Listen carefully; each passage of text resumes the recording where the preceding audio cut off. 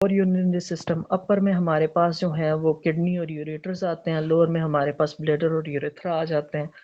जब अपर urinary tract infections होंगे तो उसको हम नेफ्राइटिस बोलते हैं, और जब ब्लैडर और यूरेथ्रा का इन्फेक्शन होगा तो उसको मोस्टली कोलाइटिस बोला जाता है, या फिर यूरेथ्राइटिस भी हम कहते हैं। तो इसमें मोस्टली जो बैक्टीरिया है वो एशरीशिया कोलाई ही इन्वॉल्व होता है। एशरीशिया कोलाई के इन्फेक्शन की वजह से हमें यूरिनरी ट्रैक्ट इन्फेक्शंस होते हैं। यूरिनरी ट्रैक्ट इन्फेक्शंस मोस्टली जो हैं ये फीमेल्स में होते हैं। फीमेल्स में क्यों मोस्टली होते हैं? बिकॉज ऑफ द यूरिथ्रा की लेंथ जो है वो शॉर्ट होती है और मेल्स में ज़्यादा होती है। हम जानते हैं कि यूरिन जो है वो एसिडिक इन पीएच होता है।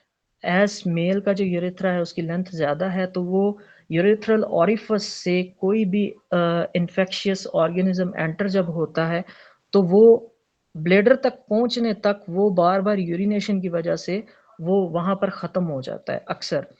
लेकिन फीमेल में यूरेथ्रा की लेंथ कम होती है, जिसकी वजह से वो अर्ली जो है वो आगे मूव कर जाता है। और इसके अलावा वायरल भी हो सकता है, फंगल भी हो सकता है। कैंडिडा एल्बिकन्स एक फंजाई है, ये भी हमें यूरिनरी ट्रैक्ट इन्फेक्शन जो है वो काज कर सकते हैं।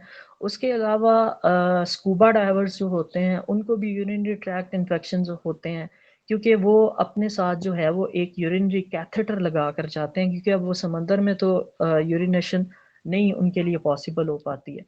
उसके अलावा ये हेल्थ केयर कैथेटराइजेशन की वजह से भी हमें यूरिनरी ट्रैक्ट इन्फेक्शंस हो सकते हैं।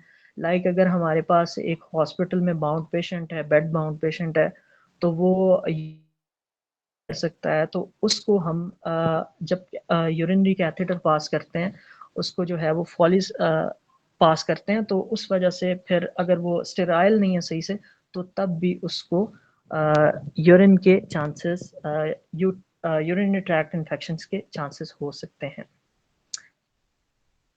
और इसमें हम मोस्टली जो हैं वो एंटीबायोटिक्स देते हैं इसके ट्रीटमेंट के लिए।